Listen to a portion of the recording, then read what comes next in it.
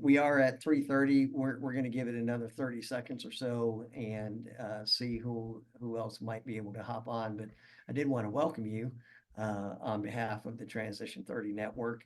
The Transition 30 Network is on a mission to make sure that as you are transitioning out of the military, that you have the awareness and exposure to some really great organizations that are out there, and they are there to support you. And I know when you're transitioning with TAP and all of those things going on, you can feel like you're drinking from a fire hose. And so what we want to do is kind of cut through some of that and give you the information that you need so that you can be prepared, whether it be financially, whether it be your second career, whether it be learning about your VA benefits, all of those things. And of course, we don't have every aspect covered today, but we do have some great organizations represented here on the call. And so really looking forward to this call because we have some new faces, we have some familiar faces, but it's always a great time. And the format is originally it was 6 presenters. We've expanded it a little bit, but everybody gets 5 minutes, Dave and Lori. Everybody gets 5 minutes, and I have a trusty timer. Yes, Dave, I did not forget it. That gives you 5 minutes. And so the whole idea here is that we're not trying to answer every question that you might have, whether it be on Skillbridge or whether it be the Leader Transition Institute or any of those. We're not here to answer that, but we are here to give you some high-level information, and then you can then reach out in the chat and or into on LinkedIn, and you can connect with the people that are experts in that field or represent that organization. So that's the whole idea. We will have a Q&A at the end. And I will say that at the end or tomorrow, everybody that registered, you'll get an email, and it'll have hyperlinks with everybody's LinkedIn addresses, so you can go connect with the folks that you want to connect with. You will also get a copy of the chat, and we are recording this, and we have a YouTube channel that you'll get the URL tomorrow in the email so that you can always go back and look at it. So I'd encourage you, take as many notes as you want, but don't let it get so distracting. Oh, I missed that part. That you forget that there's more information coming your way. So we're really excited to have everybody here. My name is Todd Nelson. I am the founder of the Transition 30 Network, and we're going to jump right in. I will say that Nicole Webb, with hiring our heroes, was unable to make it. There were some administrative things that did not happen. But in the email tomorrow, I will send out her link. If you're looking for some hiring our heroes information, she'd be a great contact to either answer those questions or get you in touch with somebody in your area that would be able to help you. So just want to go ahead and get started. We have our very own, well, not very own, but our very prodigious Lori Norris is going to start us out. Lori is an extraordinary at what she does. She brings a lot of experience, and she'll tell you a little bit more, but many years of, and I love how she says it, of being bilingual, speaking military and civilian. And so, Lori, thank you so much for joining us, and all of the folks here. Thank you so much. We'll jump right into it. Lori, tell us what as a transitioning service member, what do we need to know? Absolutely. Well, thank you very much for the introduction, Todd, and for stealing my thunder for me calling myself bilingual.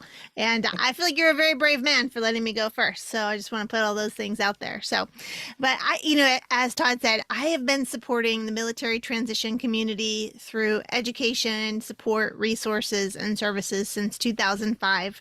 I am the host of the Lessons Learned for Vets podcast. We now have more than 160 episodes of podcasts out there there where I interview veterans who have already made the transition, and they're there to share their advice, guidance, wisdom, those hard-learned lessons they came along the way. We talk about really every aspect of the transition. So I invite you to check that out. Our website is ll4v.com, or we're on every podcast provider out there. And as a certified professional resume writer myself, I've written literally thousands of resumes for people. And I know everybody hates talking about the resume. And as someone who has facilitated the transition assistance program in the past, I know that the guidance on the resume out there is sort of lacking. And so this is where I'm going to focus today.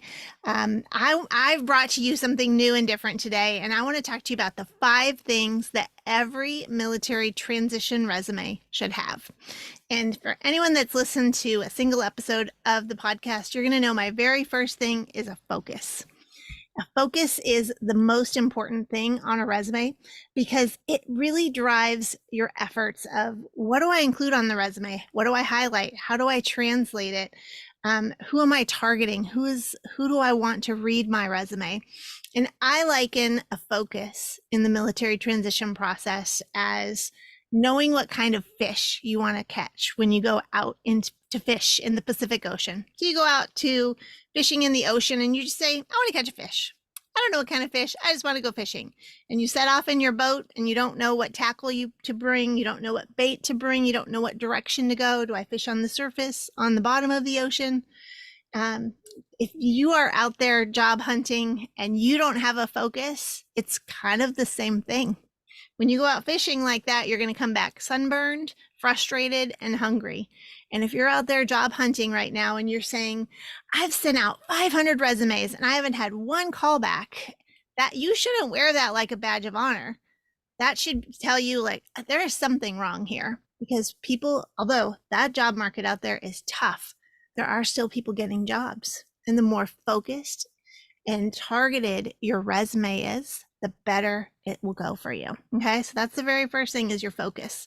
Your second thing is your own unique value statement. Believe it or not, your resume is not about you. They don't want to know about you. They want to know about how you can help them. So what is your unique value? What makes you cost effective as an employee? What makes you worth the money that they're going to pay you? So I really want you to think about, how are you going to make the money or save them money? And that has to be in there. It really is not just a work history. It is a marketing document. And we need to prove to them in our resume that value that we're going to bring to the company. The third thing are measurable accomplishments. Whenever we can put measurements in there, dollar amounts, number of people, percentages, those numbers help to show the scope of your previous responsibilities. They show the scope of your impact, and it catches the human eye and keeps them interested in your document as they're reading through it. So those measurables are really important. The fourth thing is translated terminology. Most people don't speak military like you do. And so if you are not translating your military terminology on your resume, well, it would be like if you go to a foreign country and you get off the airplane and you say, I'm here now and I speak English and everybody needs to speak English too. That wouldn't go over very well in that foreign country. And so we aren't going to do that with our resume as we transition into the private sector. So you need to understand it's your job to help people see the value of your military skills, to see how relevant and relatable those military experiences and skills and accomplishments are in the private sector. And then the fifth thing are examples and stories. Your resume is not a job description. It is not a list of your duties and responsibilities. We want to have previous stories and examples of what you did. So we aren't going to say, I managed projects. We're going to say we led a 17-person cross-functional project team. We managed an average of 7 annual projects with budgets of up to $2 million. And we had achieved a 99% success rate of completing those projects on time within budget. And how did we do that? We're going to tell those stories. So again, give those examples. Don't just say, I'm a project manager, I manage projects. Tell me about it. That's the fastest I've ever done. I think I'm only 30 seconds over. Lori, listen, I need to have like a sound effect. I need to get more professional with this because there'd be like fireworks going off and I all think kinds so. I think there should be. But the thing is that was excellent. I mean, just succinct, everything that we need to know on the resume. And obviously you'll drop your information in the chat, LinkedIn, because I'm confident there's going to be a lot of people wanting to find out about everything that you just said. Jacob, Wounded Warrior Project. I think a lot of people are familiar with it. Even I'm not a veteran. I'm probably one of the only non-veterans on the call. So a lot of people have heard of it. But when you and I talked a couple of months ago, introduced ourselves, there are a lot of things that I learned. So I'm confident there's a lot of things that people need to know. Tell us about the Wounded Warrior Project. Yeah, thank you, Todd. So, yeah, I'm Jacob. I'm an Army veteran, did 10 years in the Army, got out here at Fort Campbell, Kentucky, and I'm still in the area. I'm a career coach with Wounded Warrior Project, and today I'll let you a little bit know, or let you know a little bit about the organization and how we support Wounded Warriors, but also their families. So, we're dedicated to helping wounded warriors, their families, family caregivers, those adult children that you need to get out of the house, there for all that. But it's really for any warrior who served after 9/11 with some type of physical or mental illness or injury that occurred while serving. So honestly, it could be a twisted ankle, could be a missing limb, could just be something that you contracted. So just be mindful of that. It doesn't have to be the most extreme of injuries to qualify for our services. Right now, we've got right around 300,000, 250,000 in that area alumni, plus their families registered. But last I checked, there's 1.5-ish million post 9/11 veterans with some type of disability rating. So there's still very large gap of folks that are not registered for our services, which we are fully funded by donors and fundraising. And we have over 18 programs. So I'll tell you a little bit about those real quick. They're wide range. So we have physical health and wellness, adaptive sports, fitness, nutrition, mental health, help with combating stress recovery, emotional support, counseling. My favorite, I'm impartial, but the career coaching, that's what I do. Help with job training, finding certifications, networking, resumes, interview prep, salary negotiation, understanding the job offers and figuring out like what to do. Most veterans, myself included, have no clue what we wanted to do when we get out. So, that's the first thing you really need to figure out. Spend time figuring that out because honestly, it took me 7 years. So I was going down a career path that did not align with myself. And I just thought going to company to company, maybe that next company will be different. And, honestly, it was the type of role. So if you can figure that out early, it's going to help you out a lot.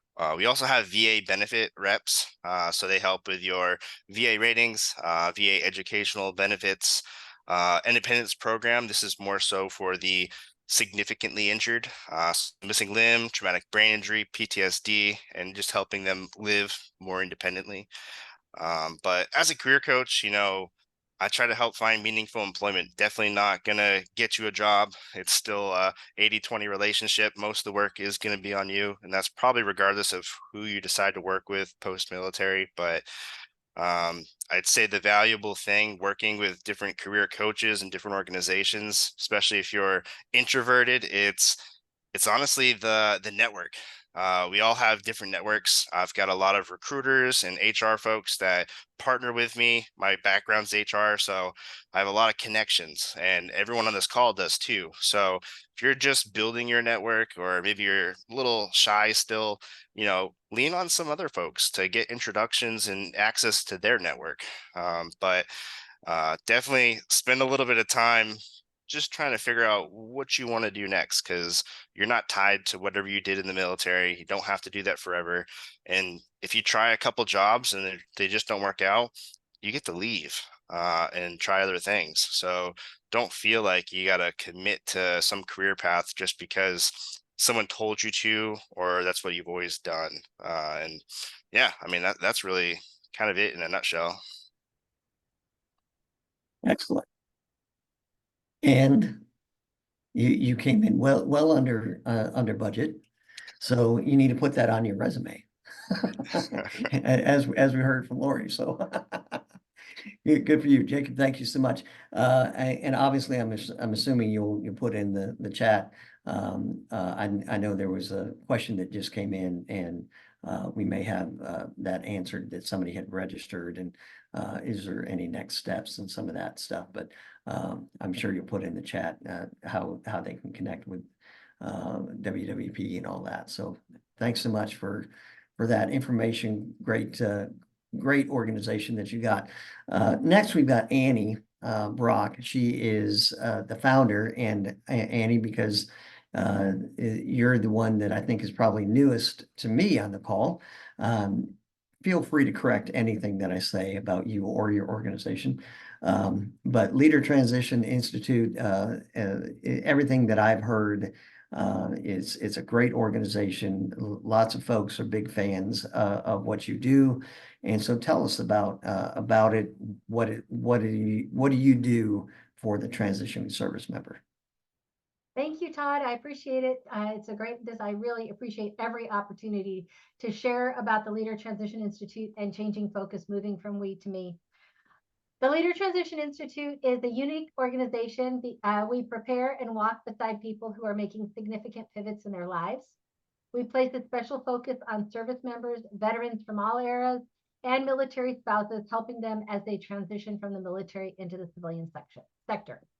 We're veteran-led, 501c3, based in Maryland, but our team is spread across the U.S. People often ask me how we raise the funds to offer changing focus, moving from we to me for free to our participants.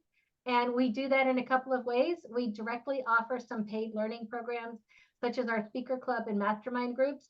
And we train corporate and government organizations to improve their communication and leadership. Now, changing focus, moving from we to me, it's a free, virtual, hands-on, and interactive program.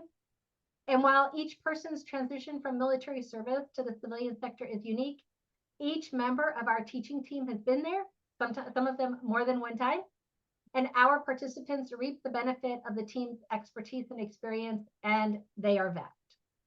The program is also open to military spouses and long-term partners because military transition is a team sport. Sometimes couples participate together, and other times they're in separate cohorts, and we're fine with that either way. What participants get out of their cohort is dependent on their willingness to participate openly and fully and use the resources that we provide for them. We create a safe space, a no judgment zone for every participant to be authentically themselves, and we ask everyone to lean into the process and be fully involved in their cohort. Now, changing focus takes place over 4 days, and we require our participants to participate in all of the sessions because everything builds on the previous work. We always start on a Thursday evening at 7 o'clock Eastern time and talk for about 2.5 hours about the neuroscience of change, how change affects your brain, and how to work with that as you go through the transition and the rest of your life. We come back on Friday morning at 8:30 a.m. Eastern and spend all day together until 5 or 5:30. We help people to develop and articulate a statement, a purpose statement for themselves, a vision statement, and start to create a plan to put that purpose and vision into action.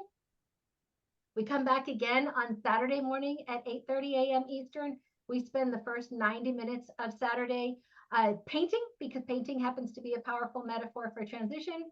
Then if the service members or the people on the call, whoever hasn't been is not yet off active duty, they get a 90-minute session after the painting about all the financial aspects of transition. We go all through that with them so that we can't get really deep into the subjects, but they know the areas that they have to get smart on as they move forward. And if somebody is already off active duty, then they go through a session on mindset. In the afternoon, we spend the whole afternoon talking about communication. Everybody who comes through our program does the Maxwell Leadership Disc Assessment. They get that feedback on Saturday, and they learn how people perceive them when they speak and how to then recognize cues in other people. We come back on Sunday morning. and 8:30 again in the morning. And we spend about 3 hours talking about living a purposeful life, living intentionally. And that's how we spend the cohort time the weekend. We have optional sessions. We used to do them on Friday and Saturday evenings, but that drug the day out for to 10 or 11 hours, which is really long. So now we are making those available during the month at different times for people. We teach how to do resumes. Everybody who's one of our alums gets my personal touch on their resume. And then LinkedIn, we also teach them how to do a LinkedIn profile, how to network, and how to engage on LinkedIn. They can come to one session or they can come to multiple sessions. But I have years of experience, 15 years or more actually, of experience doing resumes, and we do those for free for our alums. So to get more information or to register, people need to go to leadertransitioninstitute.org and click on the Changing Focus tab, or you can find where I put our information in the chat, and there's a direct link to the registration page. I think I came in under time. You came in under as well. So great organization that you've got. Love everything.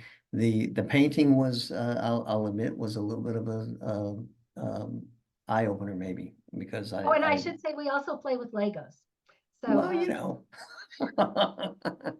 You know, it all works together. So good for you. That's a great organization. So thank you. We send our participants everything they need. They don't need to go out and buy everything. We send supply boxes to every single person. We've sent them to Japan. We've sent them to Italy. Wherever somebody is, we send their box.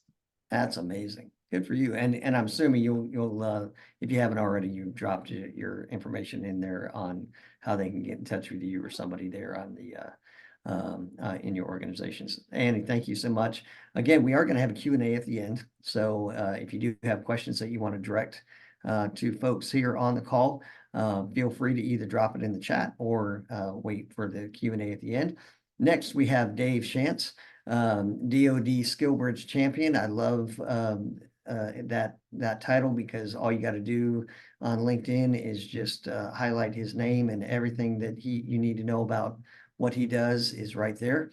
So Dave, you're up, man. All right, I'm going to take a slightly different approach. Normally, I try to speak as fast as possible, but I'm going to change it up a little bit. So the DoD allows each branch a certain bit of autonomy to run their Skillbridge program how they see fit. So the Navy program is vastly different from the Army program. A lot of each branch kind of certain things carry over, but just want to let you know your branch has your own specific instructions. I do suggest that you become familiar with your branch instructions and then ask your commanding officer to break those instructions, right? Every CO has the ability to go against the printed instructions. I see it all the time. The Navy has one of the most restrictive Skillbridge instructions out there. Kind of a pyramid tiered scheme where, the more senior you are, the less Skillbridge time the Navy wants to give you. I understand the military still needs to be a military, and every commanding officer has to maintain a certain level of readiness. But ask your commanding officer, right? If you're only going to get a 90-day Skillbridge by your branch instruction, but what you want to do is going to take you 120 or 150 days, go ask your CO if you can do longer. Your CO may surprise you and allow you to do that, right? So understand the instructions, but then also understand what availability your commanding officer has. First thing to do is to figure out what you want to do and where you want to live. There is no reputable company, no recruiter that works for a reputable company that will listen to anybody who says, I can do anything and I will live anywhere. That is the fastest way for you to get ghosted, okay? Companies want to make a long-time employment relationship with you, and they're not going to invest anything if A, you don't know what you want to do, or B, they don't think you want to do what the company has a need for. So please lean into your happiness. If you haven't been through TAP class yet, I think every TAP class is required to give out this resource, mynextmove.org. I think it's from the Department of Labor. It's a 60-question career assessment where it'll ask you, I want to build kitchen cabinets, and how likely are you to want to do that, right? And so after those 60 questions, it'll give you an assessment and say, You answered positively on these questions. Maybe these industries or these jobs would be best suited for you. And these you answered low on, so you probably shouldn't chase those jobs down. Understand what it is you want to do, where you want to live. Please don't try to chase the dollar. I see a lot of service members out there, thinking, I have a TSSCI, and so I'm guaranteed 6 figures. That is absolutely false. I used to work for GDIT, a large defense contracting company, and I can show you scores of jobs that had presidential clearance that were only paying $50,000 or $60,000. Don't for 1 second think that your TS clearance is going to give you $150,000. It does not work like that. Plus, I want you to do something that makes you happy. If you get a high-paying job and you wake up every day and you're like, oh my God, I hate this, right? You didn't transition. You didn't transition because you're about to go through another transition again when you figure out what it is you want to do and when you actually want to be happy. Okay. So please transition successfully the first time by leaning into what it is you actually want to do. The Skillbridge website is updated on Friday afternoons, only once a week. And so I suggest once you figure out what it is you want to do, go run weekly keyword searches. It is imperative for you to do this weekly because the website is updated weekly. Every week, new companies are added. By running keyword searches, what you're doing is we have more than 4,700 approved organizations. I do not want you to go company by company saying, do you have anything for me? No. Do you have anything for me? It's going to take you more than 2 years to get through all the companies to get responses. Figure out what you want to do. Run those keywords. It's going to shrink your 4,700 company group down to something a lot more manageable. Then start reaching out to those program leaders, right?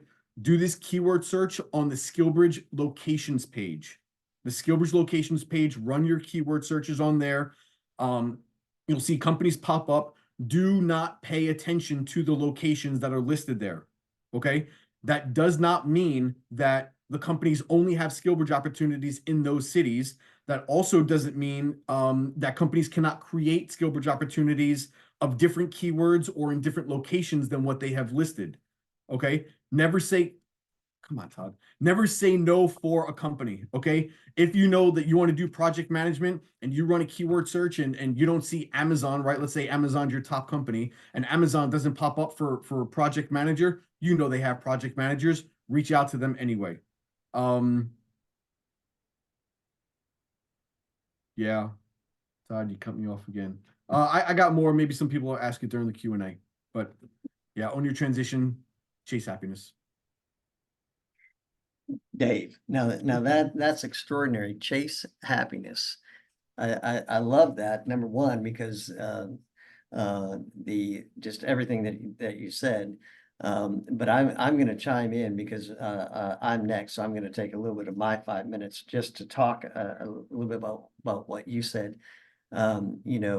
The number one mistake that I see, because I've talked to literally hundreds of transitioning service members by now, is that they rush out to get a job because they feel like they've got to replace their paycheck. And there are all kinds of resources that you can that if you look at archive on our YouTube channel, there's all kinds of resources where you can find out, okay, how much do you actually need to replace because of BAS going away, BAH going away, all of those things. But then you need to factor in, if you're 20 plus, you've got a pension, you've got whatever your VA rating, all of those things. But what happens is, like I've got a client that was special ops that transitioned out, and after he had terminal leave, and there was like a 2-week difference between when he took terminal leave and when he started taking. Well, terminal leave actually goes through this August, but he wanted to go ahead and start at the second job because he wanted to double dip, and there's nothing wrong with that. But he messaged me the night before and said, I think I made a huge mistake. I don't feel like I'm ready. And Dave, you brought it up that you haven't transitioned because now you're working for a new job, and it's something that you probably didn't even have to do, but because you tricked yourself into thinking that you needed to go, when you're not ready. So please really think through. And so that's going to lead me into what I talk about. So I'm a financial advisor. I specialize in helping transitioning service members as they transition out, especially if you're 20 years plus. It is nothing for folks, because now the military spouse is able to find normally meaningful employment. The service member typically is going to step into a pretty high paying job. It's nothing for all of a sudden your salary to double, maybe even triple. That creates all kinds of things. It's great, you're making great money, but the bad news is you're making great money, because all of a sudden the IRS says, "Oh, we're gonna go ahead and talk to you about the 37% that you owe now that you didn't used to owe." So, a couple of things. Be sure when you're going through TAP that you really delve into SBP, Survivor Benefit Plan. It is not for everybody, but it's also, don't listen to everybody that says, "Oh, don't do SBP." Consider your family history, consider your medical history. It is a very, very personal decision, and it's something that it is a literally multi 80, 90, $100,000 decision. And when you go into your tap out processing or your out processing, they say, check the box. Do you want to opt out of SBP and some of that? So it's a huge decision, but sometimes it can feel small because all you're doing is checking a box. Do your homework on that. SGLI to VGLI. Your window is closing if you have started into your VA evals because you want to get your VA rating as high as you can, and you should. But if you have any kind of underlying issue that is going to create a problem for getting insured, private life insurers do not have to insure you. VGLI is there for a reason, but by the time you get to be 50 and 55 and 60, it's incredibly expensive. Do yourself a favor, look into private life insurance now before you start doing your medical evals. When it comes to your TSP, know your options. You don't have to roll it into your new employer. You can roll it into a private IRA. If you have a loan on your TSP, make sure that that is repaid before you fully retire. If you don't, within 90 days, they will charge you, and not only that against your income, but it'll be a 10% penalty. When it comes to standing, and now I'm sounding like Dave, I'm trying to get everything in. When it comes to your tax withholding on your out processing, don't just say, what do you think, to the clerk or to the person that's there. They'll say, well, and normal is 10%. Like I said, if your income doubles and all of a sudden now you are ended up in next April 15th with a multi-$1,000 tax bill because you chose 10% when you probably should have chosen 22, 24.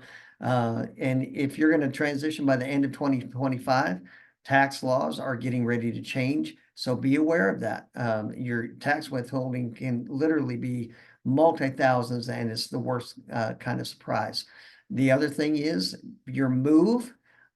Make sure that your final move, that it is indeed covered as a part of your contract. I had a client that thought his move was covered.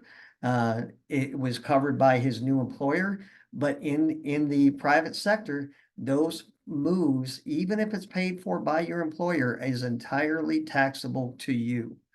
And he ended up having multi-thousands and penalties because he didn't realize he had to claim on the move. So my biggest point for you is get yourself ready. If you're 3 years out, now is the time to be hammering down that debt. Do not chase a paycheck. Chase, like Dave said, chase your happiness, because especially if you're coming out with 20 plus, you have some huge benefits. 30% of Americans don't have a pension, or I'm sorry, 30% of Americans do. 70% of Americans do not have a pension.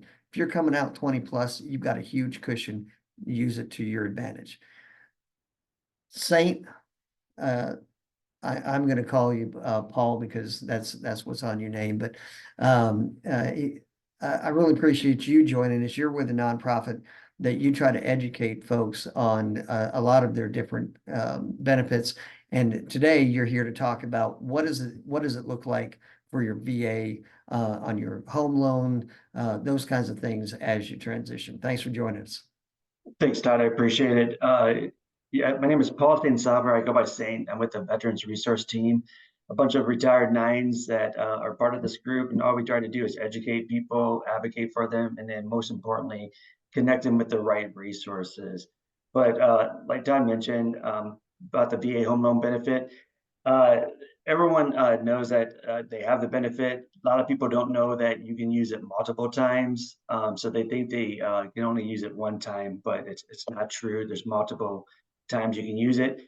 First time using it, there's no cap, meaning as long as you can income qualify for the loan, the VA will guarantee the loan up to whatever the price is that you're looking for.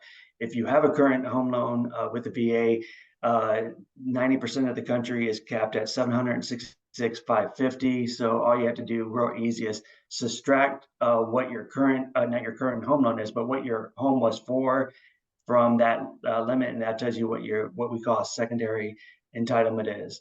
For those transitioning, the funding fee, the VA does have a funding fee, but if you have a disability rating of 10% or more, you can be exempt from the funding fee. That can actually save you thousands of dollars. So make sure that you're putting your disability claim, getting everything documented, because that will save you lots of money in the long run. For those getting out, especially the senior people, they want their dream homes. They want to do build their dream home. So what we recommend is look for a bank, credit union, lender that does a VA one-time construction loan. If you go out there and you're looking at builders, you have to buy the land and you had to get a construction loan and then wrap it up at the end into one. But if you find a bank, credit union, lender that can offer a VA home one-time closing, that's all wrapped up into one. Therefore, you don't pay nothing until after the house is built, and it'll save you 2 times of the closing costs and everything. And I'm talking fast because I know I'm trying to get back up on track. And then most importantly, and I'll end it with this, for transitioning service members, there's no bank, credit union, lender out there that would lend you money if you're within 12 months of your ETS. So if you're in that area that you know you're going to retire at or get out at and transition to, I highly recommend talking to somebody to see, if you want to go ahead and purchase before that 12-month mark. Because once you go within that 12-month mark, the only thing that they can qualify you under is your retirement check if you're retiring.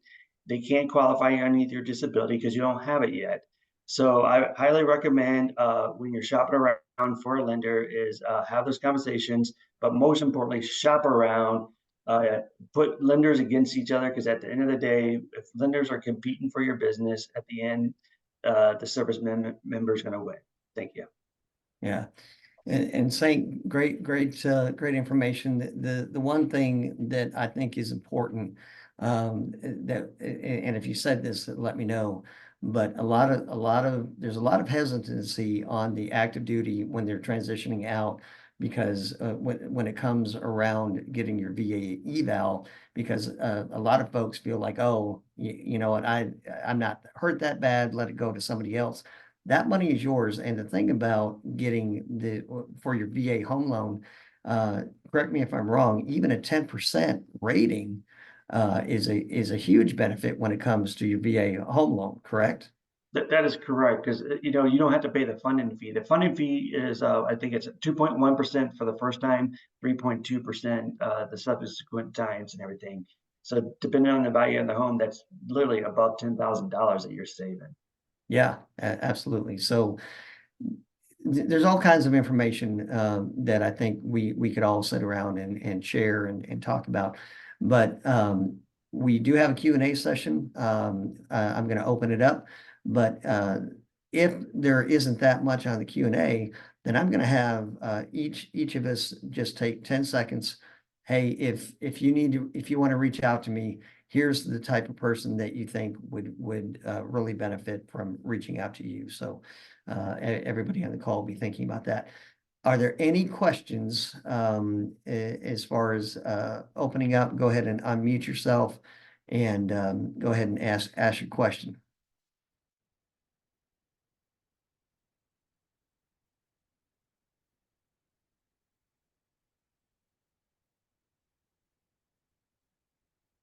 Hey Todd, my name is Tom Church. Yeah. Transitioning out of the Army after 22 years. My question is for Dave. I know that we connected on LinkedIn from earlier, but I'm looking to set up a DoD Skillbridge activity, and I understand that there has been in the past the opportunity to set one up with a company that's not on the list. Say if I had an idea that in mind, how do I go about doing that?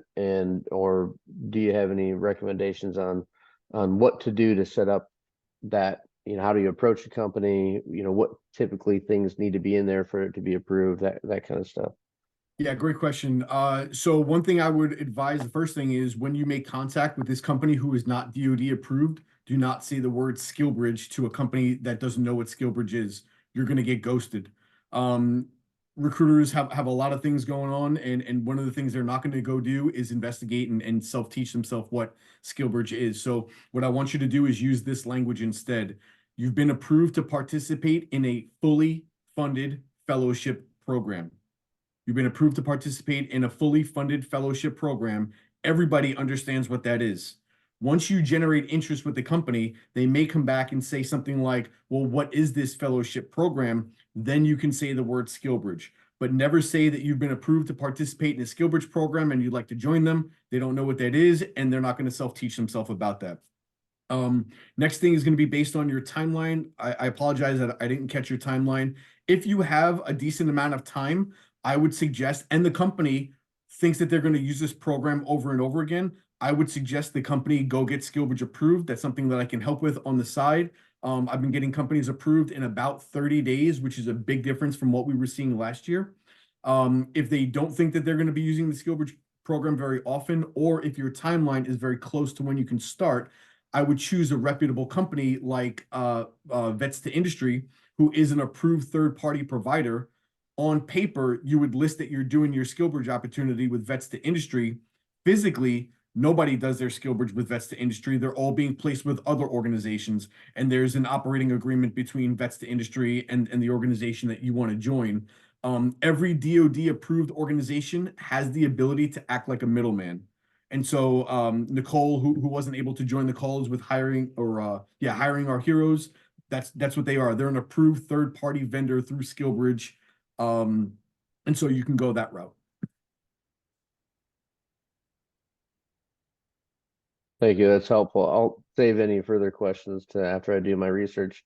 The one thing you did say, so my timeline, it's a 1 March transition date. So back that up right now, eligible for Skillbridge on September 1st or 2nd to start. At least that's what the Army's saying. I know you said that we could expand that, but that's what I'm looking at starting in September. Yep. So you got plenty of time.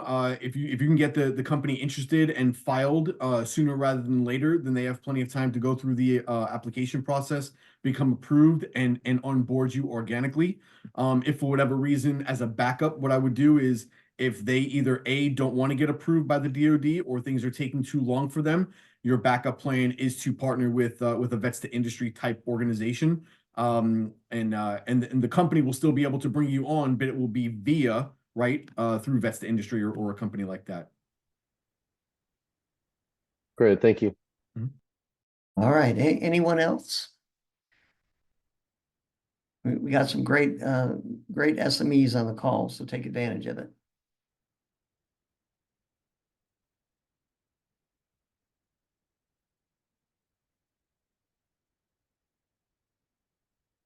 Okay. I'm going to assume, because I didn't see anybody pop on, that we've all done excellent jobs talking about everything. So this last time, let's take 10 seconds, and I'm just going to call it out based off of how I'm seeing everybody on the screen. 10 seconds on why somebody would reach out to you and who you think you would bring the most value to. So Lori, 10 seconds-ish. Hey, I just want to first say, Dave, check out the comment that just popped up, and you might want to address that when it's your time. But anybody that is planning for, going through, or didn't experience their military transition as a positive experience should definitely check out the podcast. Mentorship is a powerful process of learning from others' mistakes. I like to call our show the curves ahead sign. Doesn't change the fact that there are curves in the road, but it warns you that they're coming and helps you get prepared for them. So come learn about the curves that may be ahead in the military transition process, and we're happy to serve as your guide. Love it. Love it. Annie. So we're looking for everybody who is leaving the military. We, our alums will tell you, or 100% of our alums, we have done over 50 cohorts. Cohort 51 starts on June 6th. 100% of our alums say that everyone leaving the military needs to come through Changing Focus, Moving from We to Me. We supplement the DoD TAP program. The DoD TAP program is a great program because it solves the DoD's problem. It just does not solve service members' problems. We solve the service members' problem. And nobody is too high in rank to participate. We have had everybody from E4s to O6s participate, W1 to W5, and so there's no reason not to participate. No one is too above themselves to play with Legos or to paint. So everybody needs to come. Awesome. All right, Jacob. Yes, yeah. So anyone that's having a tough time with their career path, maybe they don't know what they want to do next, or they're not having luck, like Lori mentioned, applying for hundreds of jobs, not hearing anything. Obviously something is going wrong. But and this goes for the service member, military spouse, those adult kids you want to get out of the house, send them my way. I'll help them out. But pretty much anything career related, no matter what state you're in, we're national. So I can get you connected with whoever you need. Great. Saint. Like I said, with Lori and them, lessons learned and everything. One of my favorite things is I wish I would have known after giving education briefs. A bunch of us come up, a bunch of the senior enlisted come up. I wish I would have known if I was junior. But for us and everything, it's reach out. We're all senior enlisted. It's in our blood to take care of service members and to help them and guide them to the right resources. Excellent. Dave. Figure out what you want to do, chase your happiness, join the Skillbridge group on LinkedIn. Give yourself plenty of time to look into organizations and pick the right one for you and your family. And happy to help you through your transition to Skillbridge process. Awesome. If you want to reach out to me, it would be anybody that I love to pay it forward. So if you need help in budgeting, I don't charge for those types of things. The people that are going to find the most value are those that are 20 plus. You got a significant BA rating. You're going to step into a second career. There's a lot of challenges, a lot of planning that goes into that. I can help you with that. So everybody, thank you so much for joining the call. Be looking for that final email. I will say that August 15th is our next Transition 30. So if you're not going to be transitioned by then, we tend to change up who we have on the call, just so you can get exposed to some of the different organizations too. So join us on that call. But everyone, thank you so much for joining us. We really look forward to being of help in any way that we can. And to our presenters, thank you. Y'all did a great job, and everybody was very well behaved today. So thank you so much. Great seeing everybody. Talk to y'all later. Thanks, everyone.